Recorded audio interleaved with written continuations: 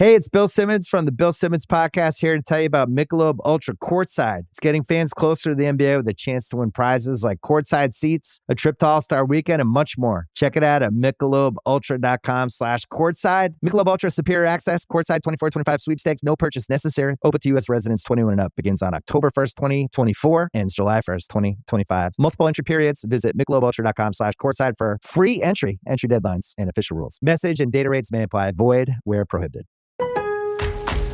Lowe's knows that free is just better. That's why MyLowe's Rewards is free to join. As a member, you earn points towards MyLowe's money on eligible purchases, get exclusive free gifts, and earn free shipping at Silver Key status, all on top of weekly member-only deals. Don't wait. Join MyLowe's Rewards for free today and start saving more. Lowe's, we help, you save. Loyalty program subject to terms and conditions. Details at lowes.com/terms. Subject to change.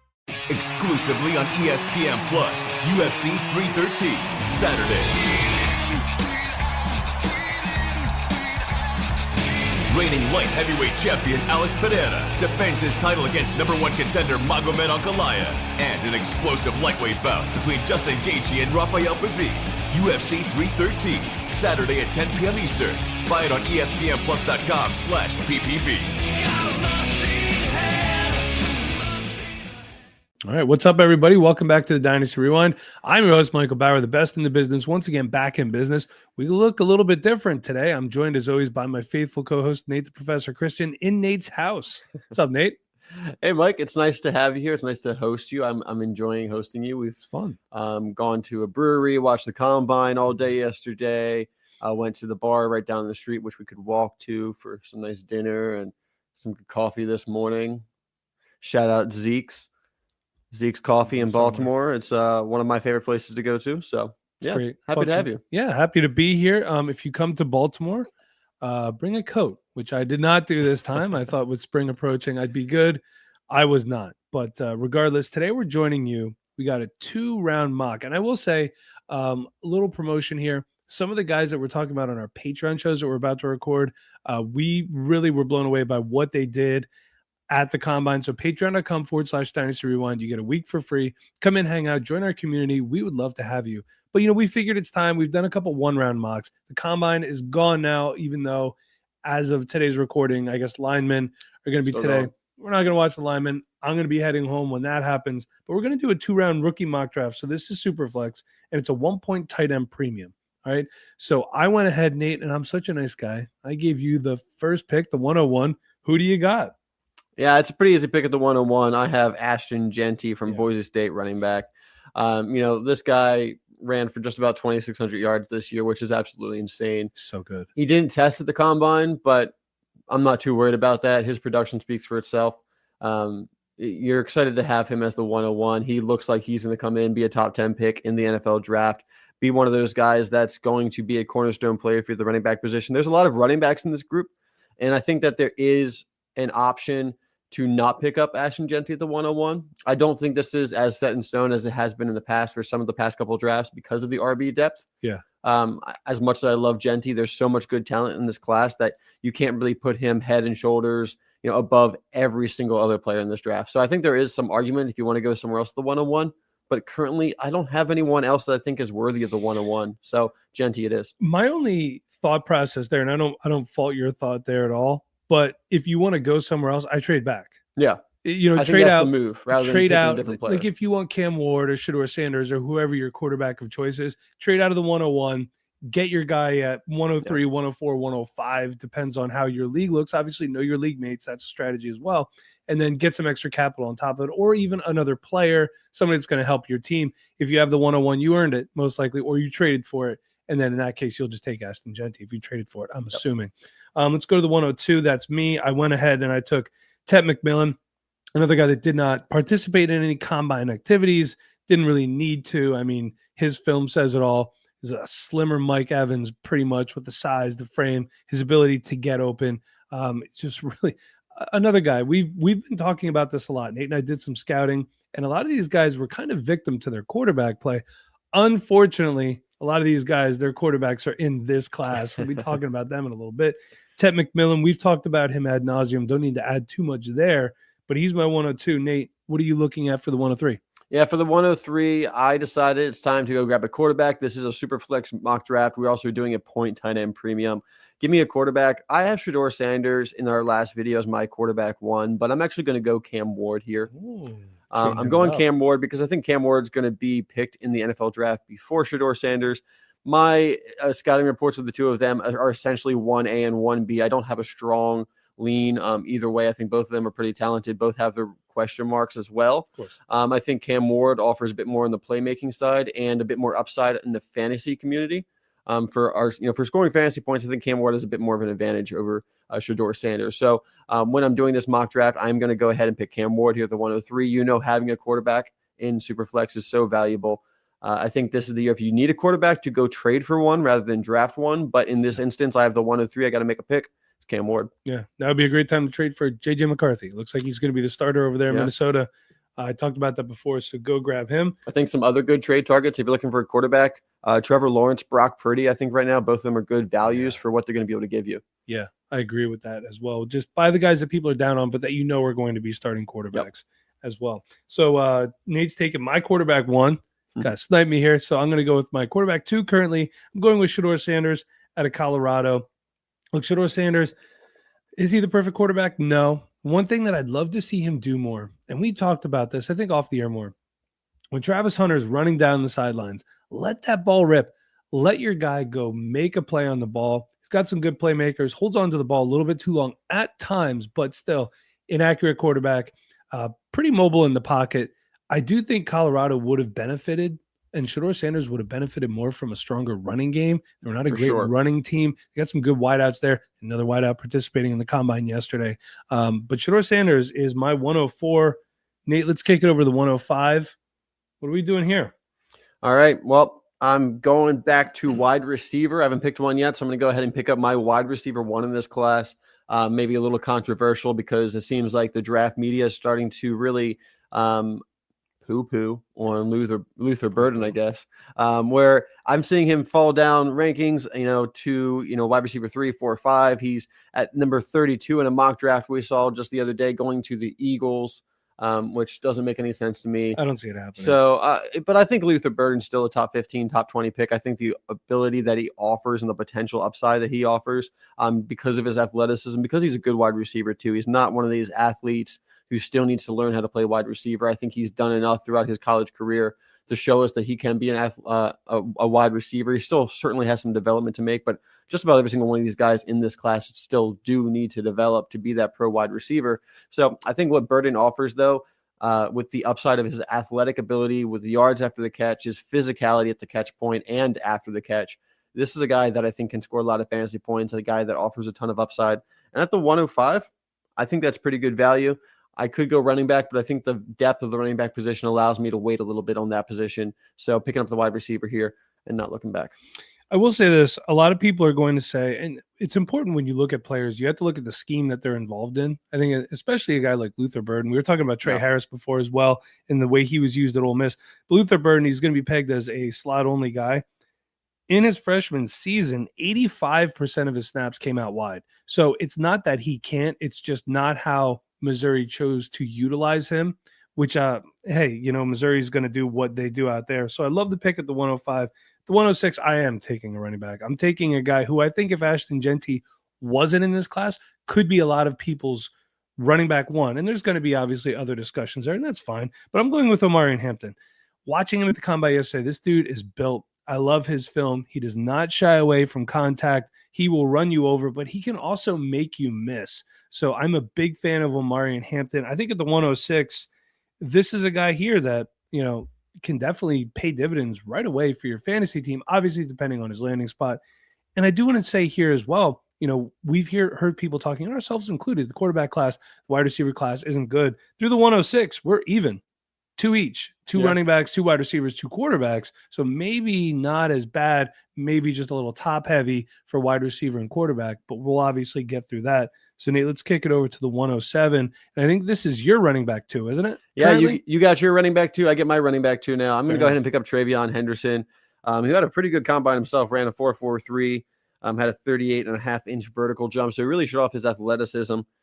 coming in at 5'10", 202. This guy's compact, he's powerful, he's fast, he's a great receiving back as well. And I think he can really excel running not just outside the tackles, but also inside the tackles. He didn't run the ball as much this year because he had his backfield mate, Quinshon Judkins there, who is quite the running back himself. Yeah. But I think TreVeyon Henderson, the upside, once again, going back to the Luther Burden conversation, the upside that TreVeyon Henderson offers at the position puts him above Quinshon Judkins for me, who Judkins looked great in the combine, to be honest. There was some talk about him not having the speed, at the end of the season and things like that. He looked great in the combine, and we'll get to Judkins in a little bit.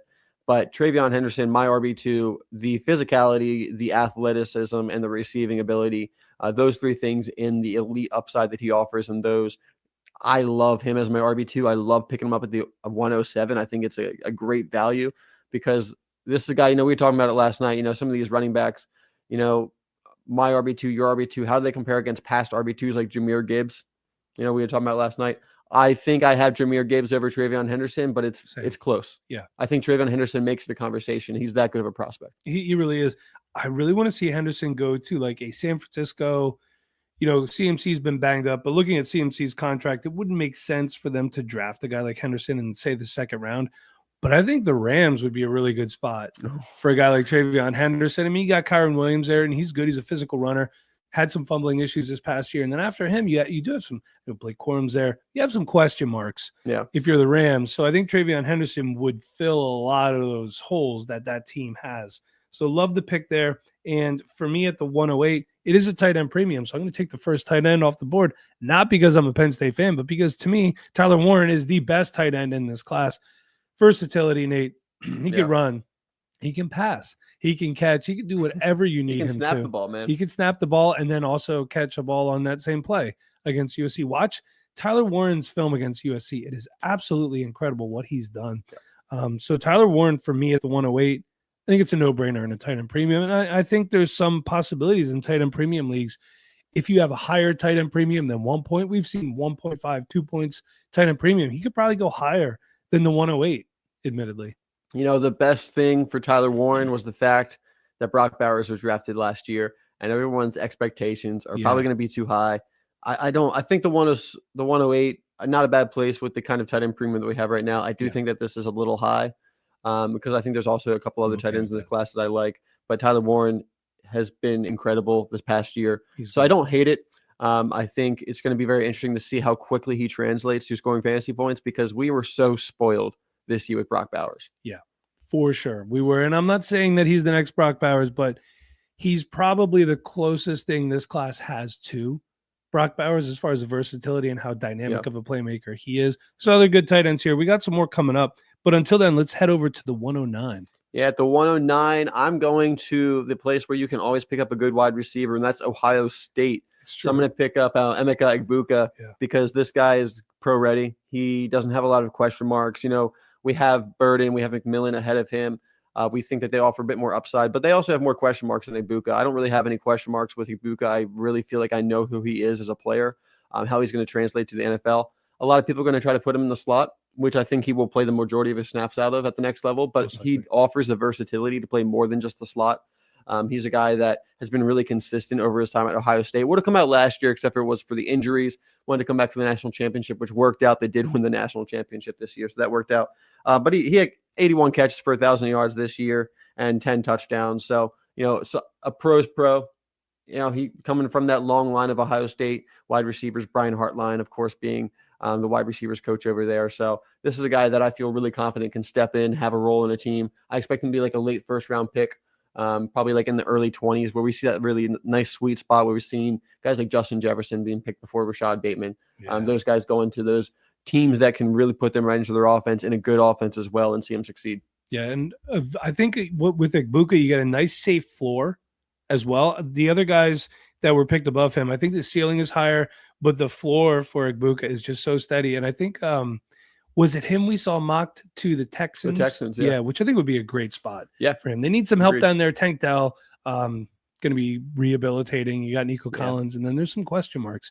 Devon Diggs a free agent, so. Yeah, I don't think he's going to come back. I don't think so. I doubt it. All right, so let's move it over to the 110. I'm planting my flag here, Nate. I'm going with Matthew Golden, wide receiver out of Texas. You want to talk about a blazing 40. It was a 4.3, wasn't it? 4.29. 4.29, Official. even better than a 4.3. I mean, 4.29, this guy's got speed. His ability to, his concentration and his sideline situational awareness is otherworldly. I wish he wouldn't have been at Houston for so long. I think he was there for 2 years, played 1 year at Texas. I mean, Matthew Golden, the hands, the speed, the separation, the route running, fantastic. There's a possibility too that 110 would be a steal for Matthew Golden, depending on his landing spot. It would be. Interested to see where he goes. You ready for the 111? Well, with Matthew Golden, I think he's played himself into being a first round pick at this point. It's a good possibility. With the combine that he just had, the tape that he's put on, we kind of had him pegged as a late first, early second anyway. But I think with this combine, he's really solidified himself into the first round, which when we're talking about first round wide receivers, I'm looking at Burden, McMillan, Egbuka, and Golden at the moment. Maybe someone else sneaks in there near the end of the first round. But I think those four guys, we're going to see them all in the first round of our NFL draft. We're going to see them all in the first round of our rookie drafts as well. So we need to make sure we're paying attention and not letting them slip too far. Draft capital matters. It does. It does. All right. Got at the 111. 111. I'm going to go ahead and pick up my last running back's backfield mate, Quinshon Judkins, another running back that I cannot pass up on at the 111. It's incredible that in this mock draft, we are being able to pick up such good running backs at the end of the first. And looking ahead, we could pick up some pretty good running backs in the second round as well. This class is so deep. We've talked about how excited we've been for this class for a while. We were actually really excited about last year's class, Mike, and then all the players decide to go back to college, just making this class that much better. Yeah. I mean, it's incredible. As they said on the combine, this was the fastest class that they've recorded at the running back position and the wide receiver position. Both classes, the fastest that they've ever seen from an average standpoint. So many 4.3s, so many 4.4s. They're making 4.3s look average. There's so much athleticism in this class, and Quinshon Judkins showed off his athleticism this combine as well. Like I said earlier, some people were doubting his long speed. I don't think his long speed's still elite or anything, but his athleticism is plenty enough. He is a great athlete. He had a great vertical as well at the combine this past weekend. So Judkins, great vision, great athleticism, a good pass catcher as well. He's a guy that can go in, grind out games, get a lot of touches. Maybe he's not quite as explosive as a guy like TreVeyon Henderson, but he can take more touches and still give you just as many fantasy points. Yeah, I agree with that 100%. Maybe a safer floor than TreVeyon Henderson. The ceiling's capped a little bit. Not as good of a receiver as Henderson, which I think, as you see, he's 4 picks behind Henderson. Yeah. And I completely understand that. But another guy who might have a clearer path to more touches in the NFL, too, just with his physicality overall. So let's finish out the first round. I'm doing another flag plan here, Nate. I'm going with Jackson Dart out of Ole Miss. This is another combine riser and another guy that has been slowly moving up everyone's draft boards. This could end up being maybe this year's Bo Nix. All right. There's a possibility. Right. If he gets a first round draft capital in this year's draft, which a lot of people were talking about yesterday, and it is very, very possible there's going to be teams interested. I'd heard the Giants were interested. Now the Giants are interested in Aaron Rodgers. And you know what? Would the worst thing be if Aaron Rodgers signs and he sits for a year behind Aaron Rodgers? We know how he loves to mentor young quarterbacks. But I think at this point in his career, you got to know what's up. Yeah. Just, hey, help the young guy, make your money, and then win 5 games. I don't know if I want Jackson Dart going on those darkness retreats or not, though. We don't want the darkness retreats. But that being said, I know that the concern was the usage of the middle of the field. We've talked about this before.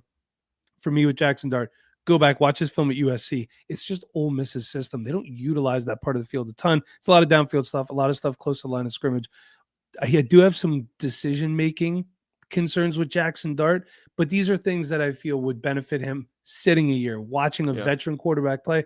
And if it's a team that they're out of playoff contention and he starts 2, 3, 4 games at the end of the year, it's going to help him for next year. So Jackson Dart at the 112 from me. All right. And let's recap the first round. So we'll go 1 through 12. We have Ashton Jeanty, TEP McMillan, Cam Ward, Shedeur Sanders, Luther Burden, Omarion Hampton, TreVeyon Henderson, Tyler Warren, Emeka Egbuka, Matthew Golden, Quinshon Judkins, and Jackson Dart. Ryan Reynolds here from Mint Mobile.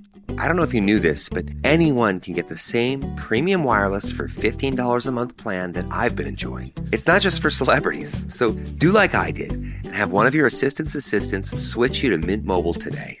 I'm told it's super easy to do at mintmobile.com/switch. Upfront payment of $45 for 3-month plan, equivalent to $15 per month required. Intro rate first 3 months only, then full price plan options available. Taxes and fees extra. See full terms at mintmobile.com. At LinkedIn, we know hiring is a big deal for your small business. Sometimes it can feel a little overwhelming. LinkedIn uses data that you can't find anywhere else to give you the best candidates, all so you can feel confident you're hiring the best person for the job. And even a little hiring bliss. See why 86% of small businesses who post a job on LinkedIn get a qualified candidate within a day. Post a job for free at linkedin.com/achieve. LinkedIn, your next great hire is here. This episode is brought to you by Coffee Mate. After watching this season of the HBO's original series, The White Lotus, this is the tropical getaway I needed.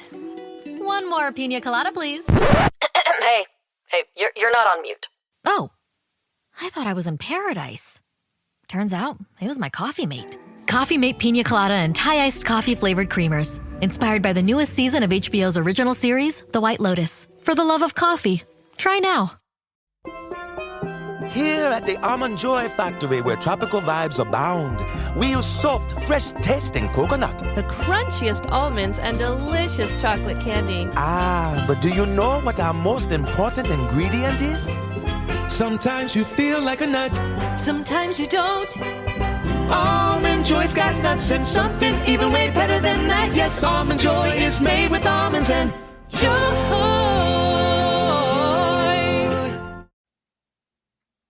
All right, Nate, let's kick it over. Let's start off the second round. Who are you taking with the 201? All right. You're talking about your flag plant with Jackson Dart, with Matthew Golden. This is my guy. This is one of the players I'm most excited about, and I feel like is one of the best values so far. It's Devin Neal, running back out of Kansas. I heard that some people were disappointed. He ran a 4.6, I believe. I'll have to get the exact number here for his 40-yard dash. But people were upset that maybe he didn't 4.58. Okay, maybe not the 4.4 that we're used to with this super fast class. Yeah. But a 4.58 with his agility, he actually did quite well in the 3-cone drill, I believe. A good 10-yard split with 1.59, but he doesn't have the long speed. That's what we saw with his 40-yard dash. The 1.59 10-yard split, that is good. That equates to a lot of other running backs as well. So it's with a long speed with Devin Neal that he doesn't have. But with the running back position in the NFL, there's not a lot of times where you are 30, 40 yards down the field and having to finish off a play. No. That's going to come. You'll take that. You'll take it. You won't. Either way. Devin Neal's going to put himself in that position though more often than other guys because of his vision, his stop-start ability. What I just love watching Devin Neal's film because he's one of the best at efficient movement. A guy who gives you that little shoulder shake and makes someone miss. He doesn't have to do the full ham and take a full step over there, full step over here, another full step over there just to make someone miss. He's very efficient with his movement, great vision, great patience. Has been a starter in college for 4 years now. One of the best running backs ever to come from Kansas. And that's a team that put out Puka Williams a couple of years ago, as you know.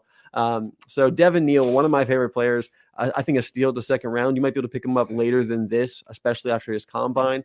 I think I'm taking him probably a little early, but I need to make sure that he's on my team because I think Devin Neal is really going to be one of the steals of the draft. Yeah, you had to get Puka Williams in there at some point, didn't you? Hey, he was a good running back for only having like 3 toes, right? Yeah, that's true. And I mean, Devin Neal, a lot of people were kind of bashing him for not leaving Kansas, but career 4,300 rushing yards, 49 touchdowns. And look, he also racked up 711 receiving yards, and this is not a team that threw to the running backs super often. So he's a dynamic playmaker. Is the long speed there? No. He's very athletic. I like this pick to start out the second round. I'm definitely okay with that. Let's go with another running back here. And at the 202, look, we saw the comments on our top 5 running back video. A lot of people thought that we should have Iowa's Caleb Johnson a little bit higher. More of a straight line runner, not the best lateral agility, kind of an upright running style. However, he is still a very physical runner. And I do think his receiving chops are a bit underutilized.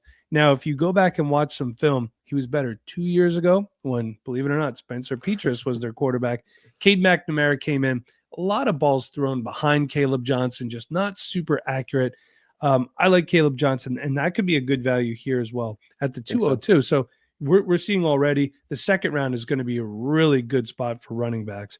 These may not be guys that have the clearest path to 3-down work in the NFL. But look, sometimes you draft these guys. It takes a little bit of time for them to get on the field to get more of an established role. So be patient with some of these second-round running backs. But Caleb Johnson probably will start out as a backup in the NFL to somebody. I think he can steal some snaps, though. He's that good. Yeah, it has to be the right system. Remember, Jonathan Taylor started out as a backup to Marlon Mack. So that is true. We were all a little upset about that, but that's okay. It worked itself out, unfortunately, for Marlon Mack. Yeah, well, hey, Marlon Mack got his pension. What are we doing at the 203, Nate? All right, the 203, we are in a 1-point tight end premium league. This guy probably deserves to come off the board already. He's going to be a first-round pick in the NFL draft. That's Colston Loveland. I've seen him mocked to the Broncos quite a bit to be that joker for Sean Payton. I would love that. That's probably my favorite spot for him outside of maybe going to the Chargers, reuniting with Jim Harbaugh, Michigan man. But Colston Loveland, as good as Tyler Warren is, I do think Colston Loveland is the best receiving tight end, pure receiver at the tight end position in this class. I know that there's some, bigger NFL draft media analysts that agree with me there. I think Ben Solak agrees with me there. I think either Lance Zierlein or Daniel Jeremiah, one of them as well. I think Loveland's just such a good receiver. He's so versatile in the receiving game, can run so many different routes. Is a very smooth mover throughout his routes and great catching ability. Very comfortable outside of his frame as well. So I'm a big fan of Colston Loveland and how that can translate to fantasy football for us. I think he's a guy that can step in and be a receiver for a team pretty quickly. And if he goes to a team like the Broncos, his biggest competition for targets is Courtland Sutton. They play very different positions, of course. So I think, going somewhere like that, he would be a shoo-in for 70, 80 targets, at least his rookie year. Could give you a really good performance from the get-go. So Colston Loveland, I think a guy that you're going to be able to pick up sometimes in the late first and tight end premium, but more likely sometime in the early second. And I think he's going to be a great value at that spot. This feels like a good spot. I did see a report come out that, Taysom Hill was released by the Saints, possibility of reuniting with Sean Payton in Denver. Please, for all the Bo Nix truthers out there and any tight end that plays with Denver, please, Sean Payton, we're begging you, do not do that for us fantasy guys. Also, one thing about Colston Loveland, the stats lie about this guy. Didn't put up a ton of yards at Michigan. Mm-hmm. It's just not how Michigan really utilize their tight ends. Not everyone's going to put up Tyler Warren or Harold Fannin type stats. Yeah. So also, he looked better. He looked better last year than this year. JJ McCarthy, obviously a better quarterback than what they were working with this year. Of course. This year, 582 yards, 5 touchdowns. Last year, 649 yards and 4 touchdowns. Yeah. So not a very good runner of the ball, though. 2 carries for negative 10 yards in his career. Darn. It's okay. Let's let's stick with the tight end position at the 203. I'm sorry, the 204. I'm going to go with Mason Taylor out of LSU. This dude just looks to me, I can't really quantify it. He looks like an NFL tight end. The size, the speed, the route running, the way he catches the ball, and he has no problem asserting his dominance after he catches the ball either. I love Mason Taylor. I want to watch more on him. I've watched a bunch already. I want to find as much as I can.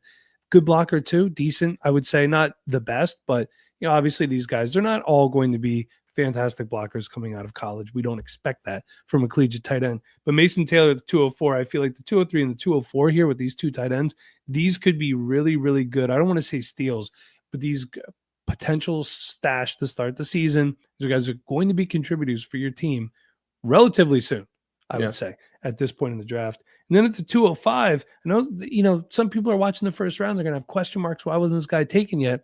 So, Nate, why don't you tell us why you took him, why he hasn't been taken yet because of the questions that we have? Yeah, you're probably asking where's Travis Hunter? And he admittedly very much deserves to come off the board before this spot if we know he's going to be playing wide receiver at the next level and how much he's going to be playing wide receiver at the next level. We don't know.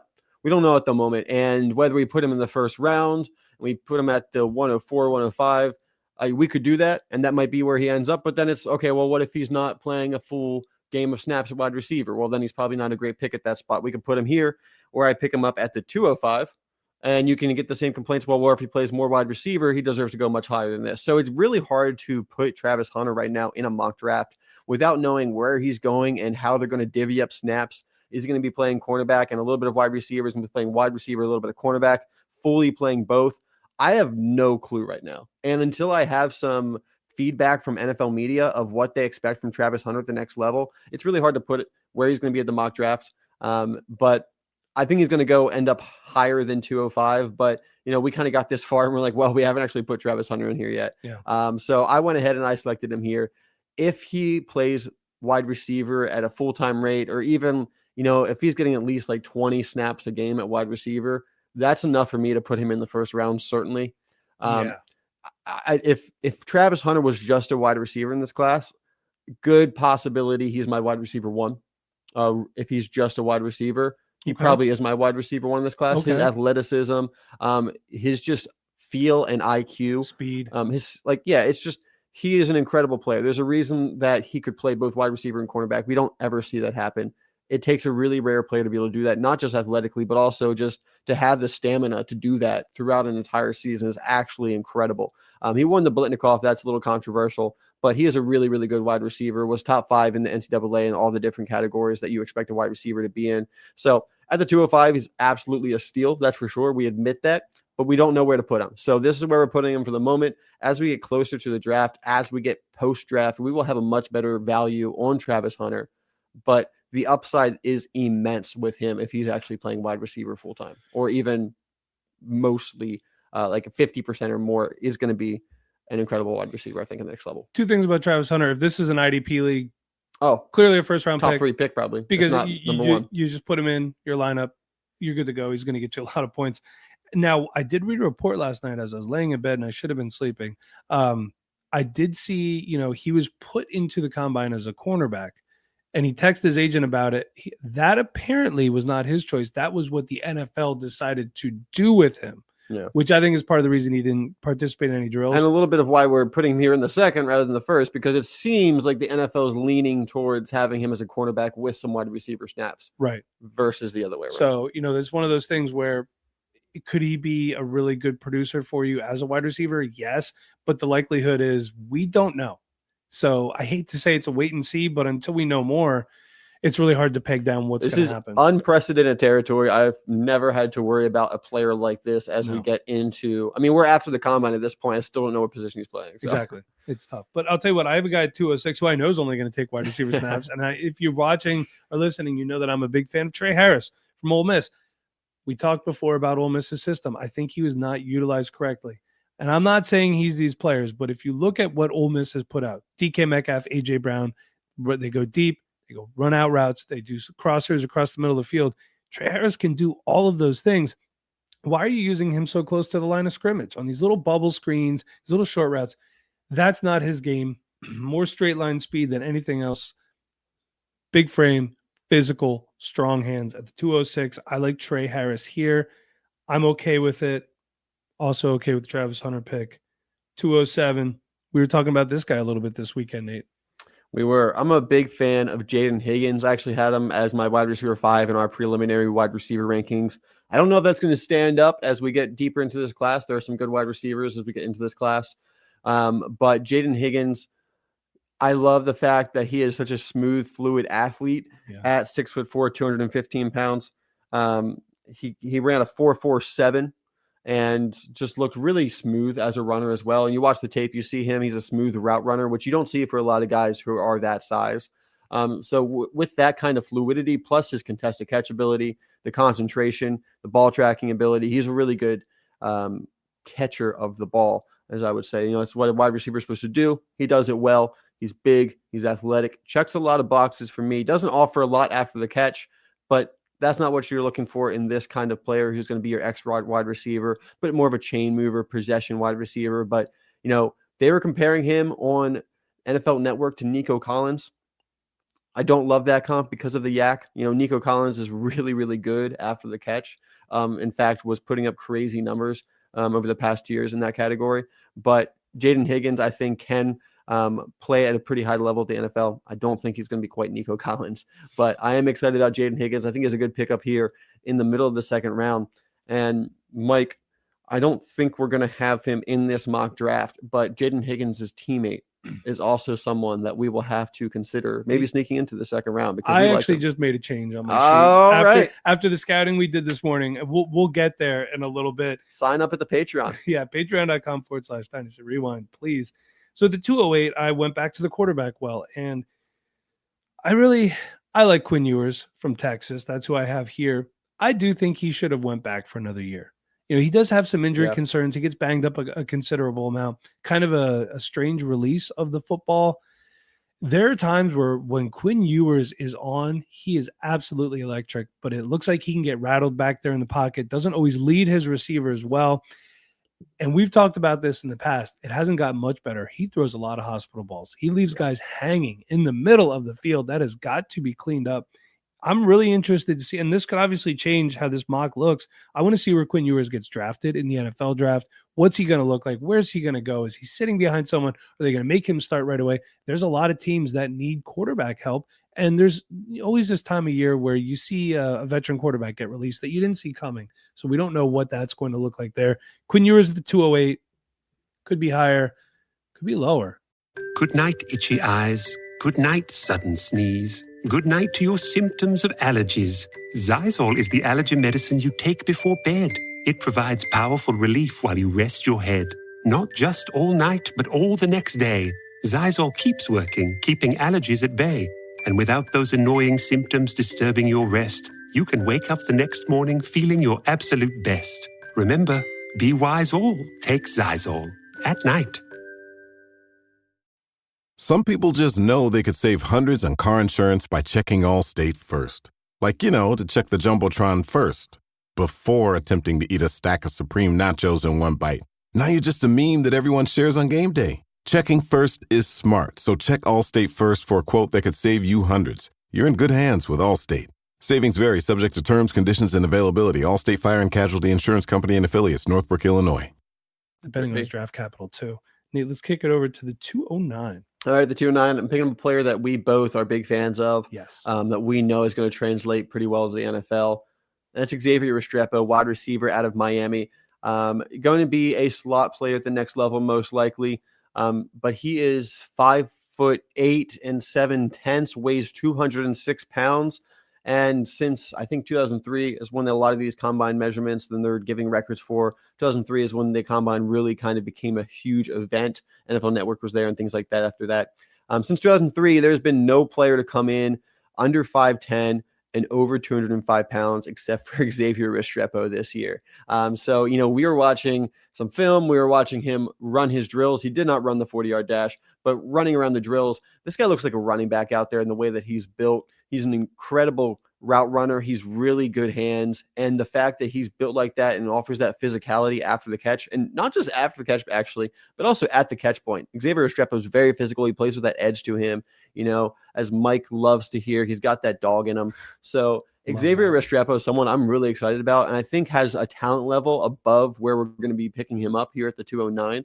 But because he's going to go to the slot, that kind of just has a reputation about it, even though in fantasy football, if you're getting peppered with targets out of the slot, you're probably going to do pretty well because most of us play in a PPR league by this point. I would assume so. So Xavier Restrepo, I think I'm saying there's a bunch of steals here in the second round. That's how we kind of always feel around this time of the year. But I do really feel like this class is very solid through the top 24. And picking up Xavier Restrepo here, I feel like I'm getting a really good flex play wide receiver here in the second round that I'm going to be able to rely on for a while. Yeah. I have a little bit of a comp for Restrepo, just the way he plays. Julian Edelman. Yeah. I think that's going to be a pretty common comp. And Edelman was a pretty physical player as well. Yeah. Smaller guy, but physical, stocky build. Yeah. Tough guy. Restrepo, he is just built. You see him out there. I know it's just the Underwear Olympics, but he looks more like a running back. And we did hear that he was a defensive player at one point in time too. So we know that the physicality is going to be there with Xavier Restrepo. Also, look up Julian Edelman's stats. He's put up some considerable numbers over there in New England. Played for New England his entire career. The 210, you want to talk about physicality. I don't know what his floor or ceiling is going to be. Likely going to be a backup. I don't want to say career backup. Might have a Peyton Hillis ascension where he gets to start for a couple years. That's Cam Scatterbo from Arizona State.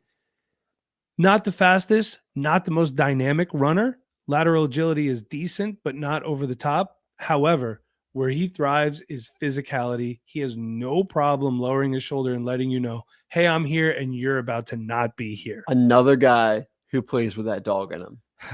We're about to ban that term from this channel. I thought it already was. But that being said, Cam Scatterbo put up some monster yards, and he's another guy that started at, I think, JUCO or a community college, something like that, came up to Arizona State. Cam Scatterbo, super physical. And if he's the backup to a guy, I think he should go somewhere and be a backup to a very physical runner, like a Derrick Henry, Saquon Barkley, a guy where if the starter goes out for a little bit, you're not losing much in terms of physical skill play. But I do think he's likely a high-end handcuff at the next level. For right now, obviously, things could change. Nate, would you like to give us your last pick of the draft? Yeah, my last pick of the draft here at the 211. I'm gambling on some upside. This is a Superflex mock. Jalen Milroe is still on the board. I'm going to go after Jalen Milroe, who we watched do the drills last night. We were watching some Isaiah Bond film this morning, so we went back and watched the 2023 Alabama film as well. And, man, Jalen Milroe, one of the strongest arms that we've seen recently. Cannon. But also constantly overthrows his players. Doesn't have any touch on a lot of his passes, but an absolute cannon as well. And the athletic ability, his ability to make things happen on the ground, get touchdowns, grit first downs. He is a threat every single play to create a big play. And the NFL loves those kind of guys. I mean, we love those kind of guys, guys that are game changers, playmakers, those buzzwords. Jalen Milroe certainly is that. But at this point, he's not an NFL quarterback. And he's going to have to sit for a year, maybe 2 years, I think. But he's got all the tools that you look for. And I think if he goes as a day 2 draft pick, goes somewhere and sits for a year or two, I think he's got the potential to be an NFL starter at some point. If he goes in the first round, has the pressure to start within the first year, I don't think that's going to work out very well. But I don't think we're at that point. I think the NFL GMs are honest about his evaluation and know that he's not quite there as a quarterback yet, whether it's the stats that you're looking at or the film. He needs some more development. And at the end of the second round, there are some guys I'm excited to pick up if we were doing a third round here. But I do want to look at Jalen Milroe here because I think at this point, the value of the upside that he brings, picking him up in the late second, yeah, I think that's worth a gamble at that point. And this is also a guy, if you miss out on in the second round, like I said, I don't expect him to start anytime soon. So you can probably go get him later after he's been sitting for a while for a similar price. So if you miss out on him, you haven't actually missed out on Jalen Milroe yet. I think he's going to have to sit for a year or two. So I agree. If he learns how to get some better touch on his passes, look out NFL because Milroe has all the arm talent in the world. Let's close this draft out. We talked about him before a little bit. That's Jalen Knoll, wide receiver from Iowa State. We watched some film on him this morning. Learned how to say his last name. Yes, we did. Thank you, YouTube commenters. But man, I'll tell you what, the release off the line, the route running, the overall speed, and this is another guy who's not really big, but the physicality that this guy plays with, wow. I think he's a day 2 pick. I don't know exactly where in day 2 he's going to be. I think maybe he could end up being a late second round, early third round pick, possibly. But I'll tell you, Iowa State, they had a really good trio out there. Their quarterback, their 2 wide receivers, it was pretty electric. But Jalen Knoll really, really impressed me with what he put on film there. And I would love to have him on my NFL team or my fantasy team. Either way, the speed, the physicality, that's what does it for me. Yeah, someone who absolutely destroyed the combine this year. He ran a 4.39 40-yard dash with a 1.51 10-yard split, 41.5-inch vertical jump, over 11-foot broad jump.